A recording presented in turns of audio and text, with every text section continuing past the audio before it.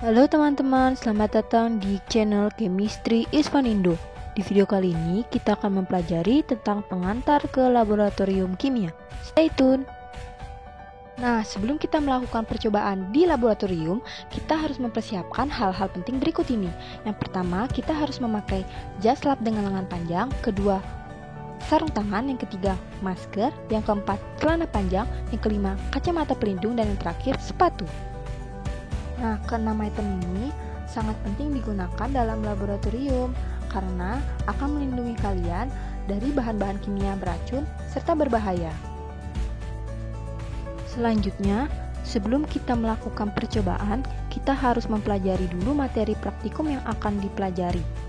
Kita harus mengetahui tujuan percobaan, alat dan bahan yang diperlukan, cara kerja, serta mempelajari sifat dan bahaya bahan kimia. Selanjutnya, keselamatan kerja laboratorium. Pastikan kita harus menjaga ketertiban serta keselamatan diri dan orang lain. Jangan melakukan sesuatu, misalnya mencampurkan bahan kimia yang tidak Anda pahami dengan baik. Berikut ini beberapa keselamatan kerja laboratorium yang perlu kalian pahami. Pertama, letakkan hanya alat yang digunakan di atas meja kerja. Kedua, arahkan mulut tabung yang sedang dipanaskan ke arah yang berlawanan. Ketiga, perhatikan cara memanaskan cairan dalam tabung reaksi. Selanjutnya, kalian perlu mengetahui bagaimana cara mencium gas kimia dengan benar, bukan hanya langsung menghirupnya.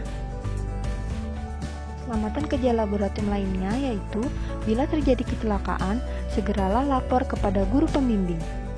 Jangan mengembalikan zat sisa ke dalam botol stok, hal itu akan merusak bahan kimia yang ada di botol. 5 percobaan yang berupa cairan tidak beracun dapat dibuang langsung ke wastafel dengan mengalirkan air. Hal ini berfungsi agar tidak terjadi pencemaran yang berlebihan.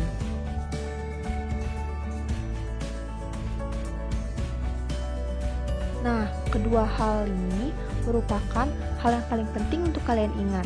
Yang pertama, jangan makan atau minum di laboratorium karena di dalam laboratorium terdapat bahan-bahan kimia yang berbahaya. Yang kedua, jangan bergurau maupun bermain di dalam laboratorium.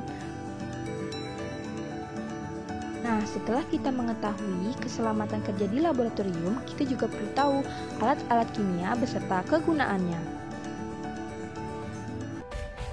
Yang pertama adalah gelas kimia.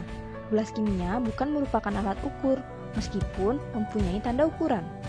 Gelas kimia berfungsi sebagai wadah atau untuk mengambil cairan dengan volume yang tidak ditentukan. Yang kedua adalah gelas ukur. Gelas ukur berfungsi untuk mengukur volume yang memiliki ketelitian yang cukup tinggi. Yang ketiga, lab ukur, yang berfungsi untuk pengenceran atau mereaksikan larutan.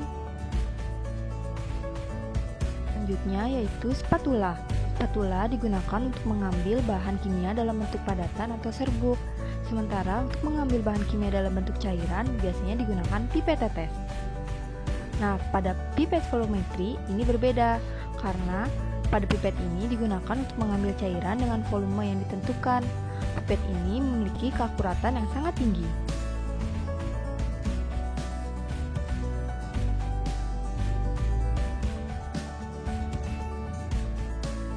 Selanjutnya ada buret. Buret biasanya digunakan pada saat titrasi. Buret ini digunakan untuk menambahkan sekaligus mengukur volume cairan yang diperlukan. Selanjutnya ada termometer, digunakan untuk mengukur suhu di dalam larutan.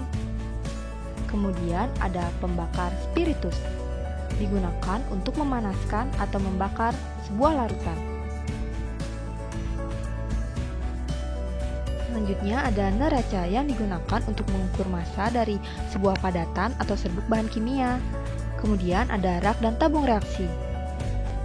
Dan masih banyak lagi alat-alat kimia yang perlu kalian pelajari. Sekian video hari ini. Terima kasih sudah menonton. See you. Bye-bye.